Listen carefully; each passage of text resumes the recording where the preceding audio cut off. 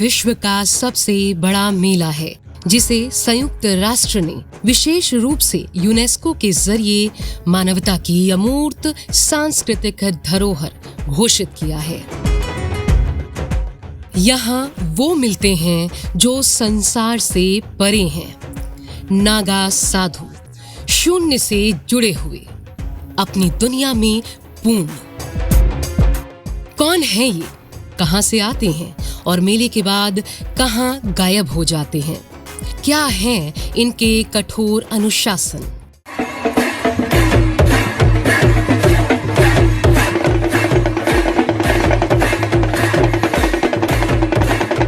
मानव कल्याण के लिए दुनिया का सबसे बड़ा मेला ये है महाकुंभ।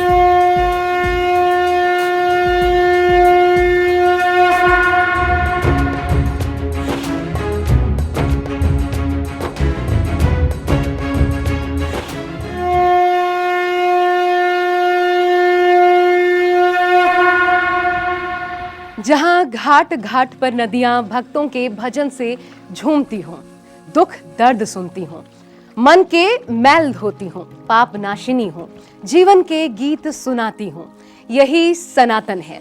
जीवन का जश्न और मृत्यु का उत्सव सनातन है।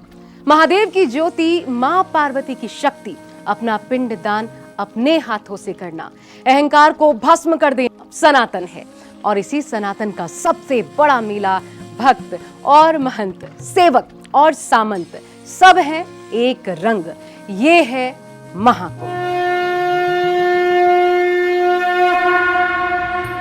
पूरी दुनिया का सबसे बड़ा, सबसे अनोखा, मान्यताओं और परंपराओं का अद्भुत नजारा। कुंभ मेला मानवता का सबसे बड़ा सम्मेलन है। करोड़ों लोग दुनिया के हर कोने से आते हैं, कुछ मुक्ति की खोज में, कुछ अपने आप को समझने, कुछ बस पानी में डुबकी लगाने। सबके पास अपनी कहानियां हैं, अपने विचार हैं, अपनी सोच है, लेकिन सनातन की पताका के नीचे सब एक हैं। आजादी के बाद महाकुंभ मेले ने राष्ट्रीय एकता और पहचान के प्रतीक के रूप में एक नया महत्व प्राप्त किया। ये मेला भारत की समृद्ध सांस्कृतिक विरासत को प्रदर्शित करने के लिए एक मंच बना। यहाँ हर राज्य से कलाकार भी जमा होते हैं। धार्मिक महत्व से परे महाकुंभ मेला एक सांस्कृतिक उत्सव में विकसित भी हुआ, जो देश की मल्टीकल्चरल आइडेंटिटी और यूनिटी का जश्न मनाता है।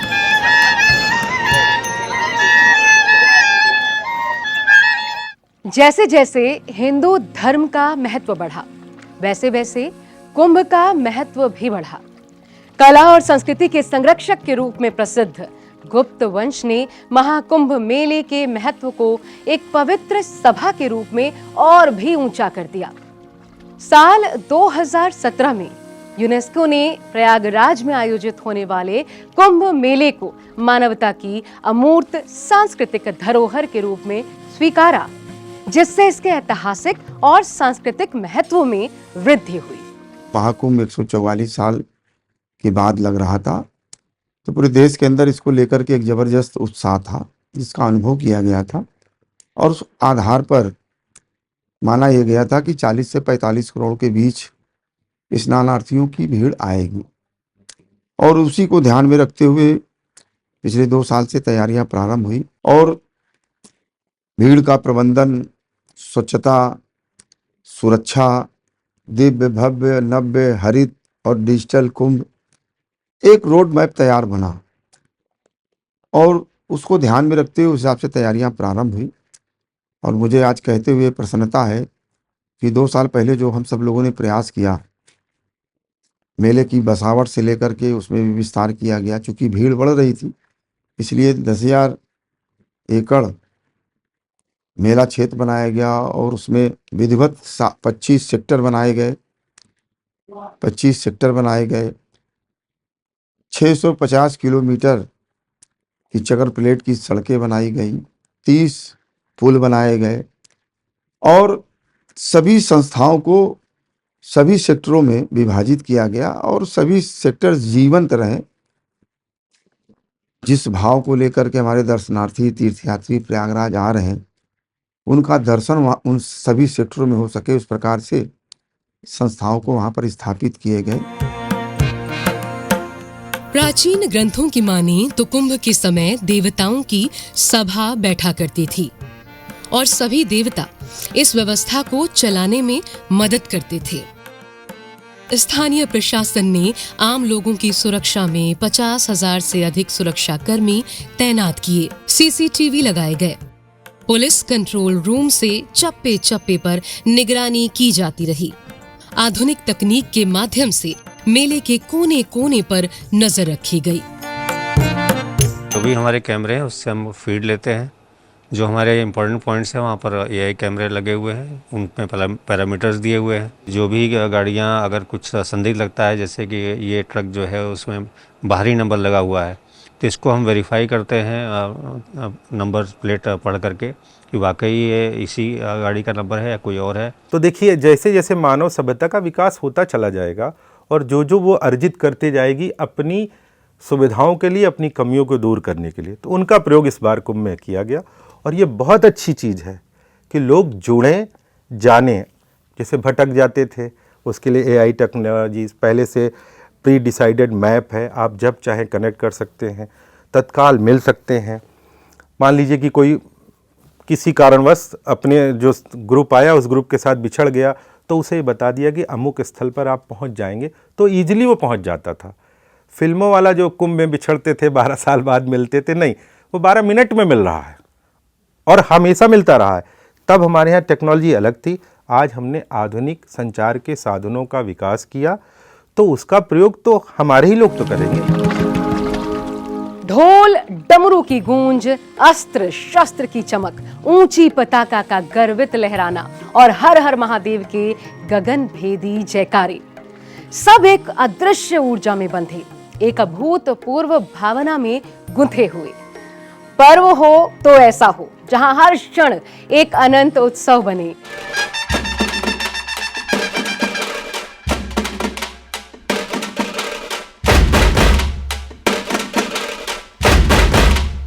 कुंभ मेला गंगा, जमुना और सरस्वती के तट पर एक दर्पण है, जिसमें सभी को सनातन के शाश्वत गौरव की गाथा दिखाई देती है।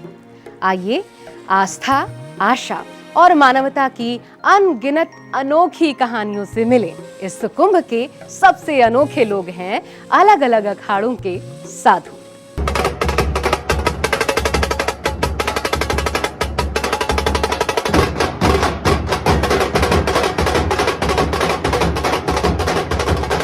कुंभ मेले की भव्यता और विशालता से अधिक आश्चर्यजनक है वो खूबसूरत विविधता जो यहाँ देखने को मिलती है। दक्षिण से उत्तर, पूरब से पश्चिम तक, गंगा से कावेरी के तटों तक, हिमालय की ऊंचाइयों से दक्कन के पठारों तक, थार के मरुस्थल से सह्याद्री की घाटियों तक, आध्यात्मिकता, ज्ञान और चेतना की नदियां इस दिव्य कुंभ मेले में आकर एक हो जाती हैं। यहाँ कापालिक हैं, किन्नर हैं, महंत महामंडलेश्वर, मठों के प्रतिनिधि, नाथ, औघड़, उदासीन, वैरागी, सन्यासी, लिंगायत, गौड़ा, वीर शैव, कश्मीर शैव। 3 नदियों का ये संगम सिर्फ नदियों का नहीं बल्कि विचारों और चेतनाओं का संगम है। ये दिव्य कुंभ है, हरित कुंभ है, स्वच्छ कुंभ है, भव्य कुंभ है।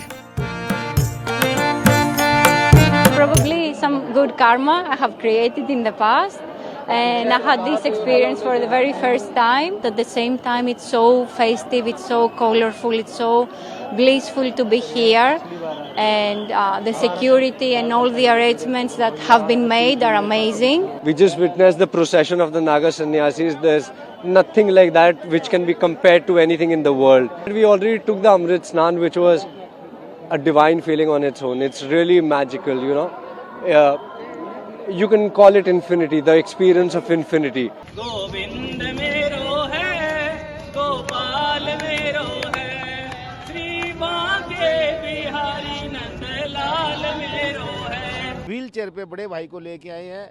हमारी इच्छा सबकी थी और भाई साहब की भी इच्छा थी थोड़ी सी कि मैं भी देखना चाहूँ, परंतु ये चलने में असमर्थ थे, इसलिए हम वहीं से ट्रेन में लेके और हनुमानगढ़ से और महाकुंभ प्रयागराज पहुँचे हैं और भोले ने सबकी इच्छा पूर्ण की है। महादेव की आदिशक्ति मात की।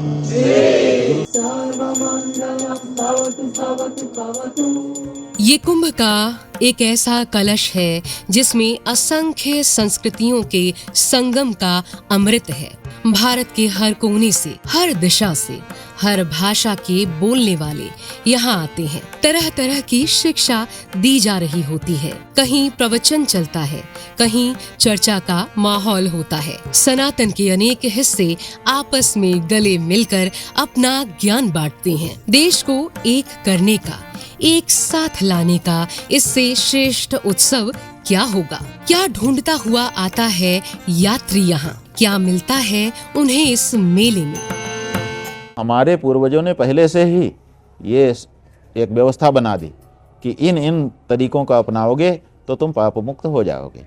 तो उसमें कुंभ आदि पर्वों पर यहाँ आना, आकर के गंगा यमुना की पवित्र धारा में डुबकी लगाना, दान करना और सत्संग करना, ये नियम बना दिया। अब उस नियम का पालन करने से हमारे पूर्वजों को लगता है, हमको भी लगता है कि हमारे पाप नष्ट हो गए। जब हम यहाँ आते हैं, नियमों का पालन करते हैं, तपस्या करते हैं, तो हमको लगता है कि हमारे पाप नष्ट हो गए। मनुस्मृति में कहा गया है कि साधुओं का आचरण धर्म के स्रोतों में से एक है जो वेदों में निहित है। गीता में श्री कृष्ण कहते हैं कि वे साधुओं की रक्षा के लिए प्रकट हुए हैं। भागवत पुराण में विष्णु ऋषि दुर्वासा से कहते हैं कि साधु मेरे हृदय हैं और मैं साधुओं का हृदय हूं। लोक साहित्य में भी कबीर और तुलसीदास जैसे संतों ने साधुओं और उनकी संगति का गुणगान किया है। संभव है कि कुंभ मेला शुरू में साधुओं के लिए एक बैठक का अवसर था, जो कि जंगलों, गुफाओं या फिर पहाड़ों में मानव बस्तियों से दूर रहती हों और इस मेले में एक दूसरे से मिलने आते हों। लेकिन किसी न किसी अखाड़े से इसका संबंध होता है। क्या है ये अखाड़े? अखाड़ा का शाब्दिक अर्थ है व्यायामशाला या मंच, लेकिन हिंदू धर्म में इसका अर्थ साधुओं के ऐसे संगठन से है जो धर्म, योग, तपस्या और आत्म संयम पर आधारित होते हैं। अखाड़ा साधु संतों का एक संगठन है जो धार्मिक और सांस्कृतिक परंपराओं को संरक्षित करने और आगे बढ़ाने का काम करते हैं। वर्तमान में अखाड़े धर्म, संस्कृति और सामाजिक सुधार के क्षेत्र में कार्य करते हैं। सनातन धर्मोद्धारक भगवत पाद भाष्यकार भगवान शंकराचार्य, जो स्वयं शिव के ही अवतार हैं, उन्होंने सभी संतों को उस समय जो अलग अलग मत पंथ थे, अलग अलग पूजा पद्धति थी, उनको सनातन धर्म में एकीकृत किया। अखाड़े यहाँ एकीकृत होते हैं गिरिकंदराओं में, हिमपत्तिकाओं में रहने वाले सन्यासी जो कभी नहीं मिलते, वो परस्पर यहाँ मिलते हैं, संवाद करते हैं, गोष्ठियाँ होती हैं, विमर्श होता है और ये संगम होता है। सभी संत एक साथ तो एक जगह बैठेंगे नहीं, तो पूरे समाज में जो अलग अलग दिशाओं में रहने वाले साधु संत हैं मठ मंदिरों में, वो यहाँ आते हैं, विमर्श करते हैं, समाज को मार्गदर्शन देते हैं और वह समाज की शोभा है।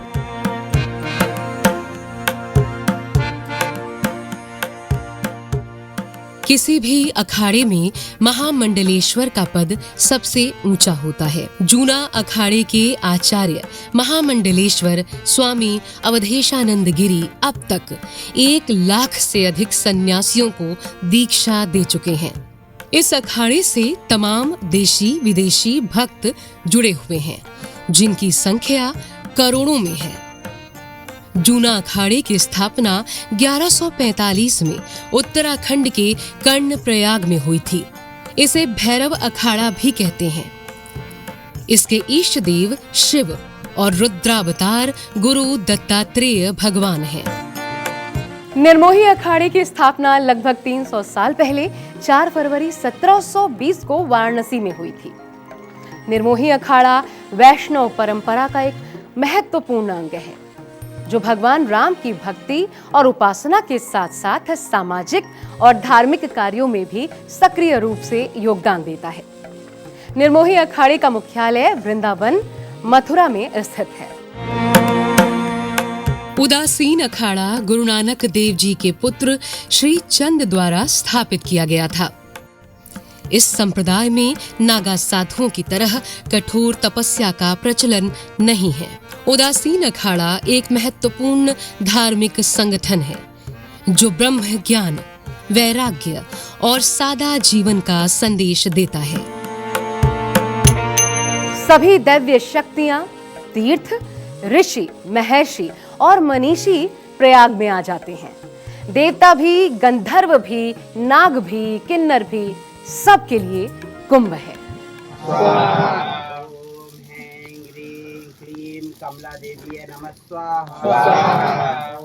हमारा अखाड़ा तो हम लोगों ने 16 से बनाया है, और मुख्य धारा की जो लड़ाई थी ट्रांसजेंडर की, तो ये हमारी 2014 सुप्रीम कोर्ट में किन्नर अखाड़े को 2014 में हमें मुख्य धारा में हम आए, हमारा थर्ड जेंडर बना। आप समझिए कि हमारा वेलफेयर बोर्ड बना, है ना, कि आज हम लोग जो अपना एक अधिकार, जैसे कहते नहीं, एक आइडेंटिटी, वो हमारी 2014 में मिली। उससे पहले तो किन्नर समाज का कोई वजूद ही नहीं था। समझिए कि हमारा जन्म ही नहीं था, जिसकी आइडेंटिटी नहीं उसका कोई वजूद नहीं। मुख्य धारा तो हमें आइडेंटिटी मिली, किन्नर अखाड़े से हमें स्थान मिला। स्थान मिलने से आज हमें वो सम्मान, वो प्यार, वो इज्जत, वो इस स्थान से मिली कि हमें एक पहचान मिली। हर अखाड़े से जुड़े हुए होते हैं नागा साधु। इस कुंभ के सबसे बड़े रहस्य हैं। शरीर पर शमशान का भस्म, आंखों में तेज, ललाट पर चंदन, हाथ में त्रिशूल, तलवार, शंख और चीलम, गले में रुद्राक्ष की मालाएं।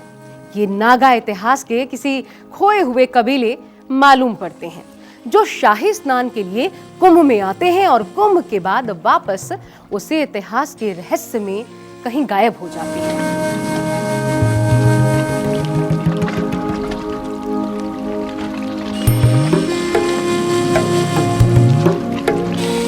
शरीर पर पावन भभूत लपेटे कहां से आते हैं और मेले के बाद कहां जाते हैं, कोई नहीं जानता।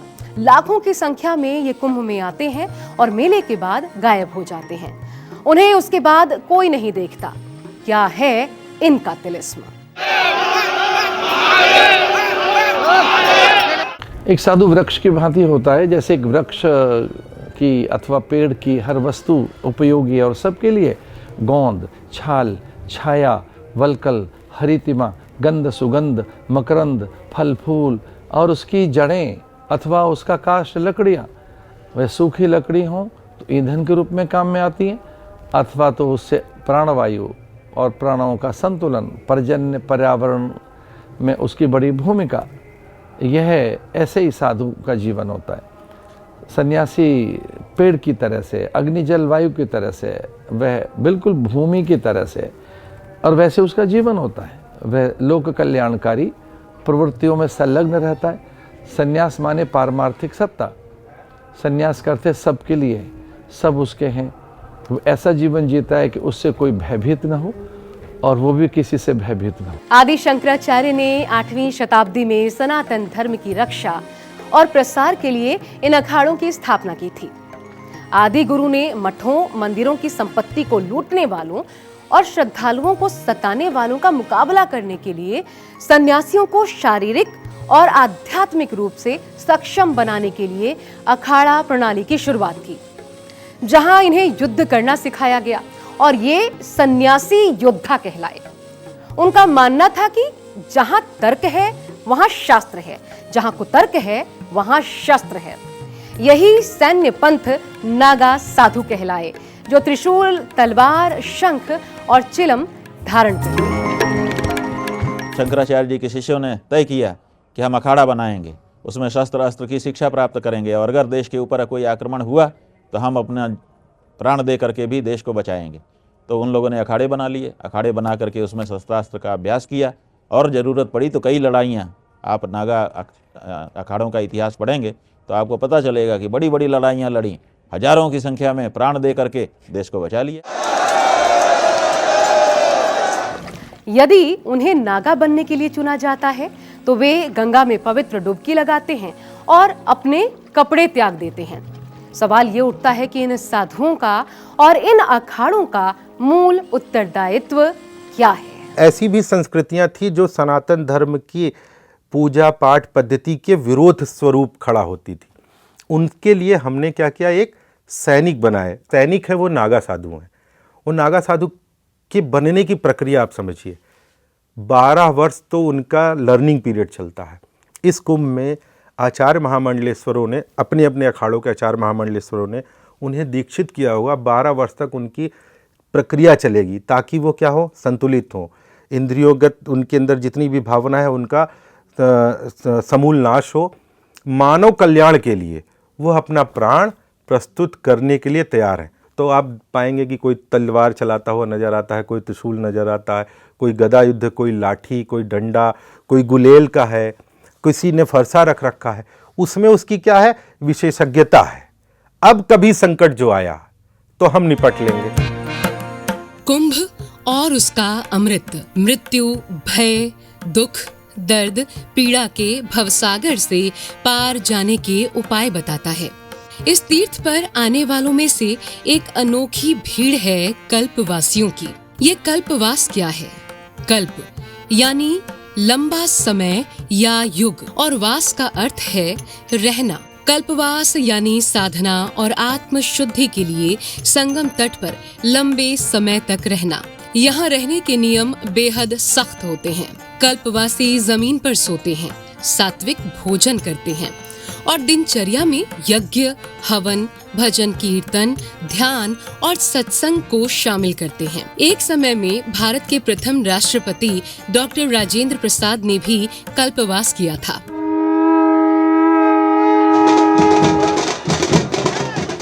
और कुंभ का सबसे ज्यादा आकर्षक पल होता है पेशवाई का, यानी एक बड़ा जुलूस। शहर में प्रवेश, नागरिक उनका स्वागत करते हैं, उनकी जय जयकार करते हैं, उन्हें अतिथि मानते हुए स्वागत करते हैं। पेशवाई के कुछ ही समय बाद अखाड़े धर्म ध्वजा फहराते हैं।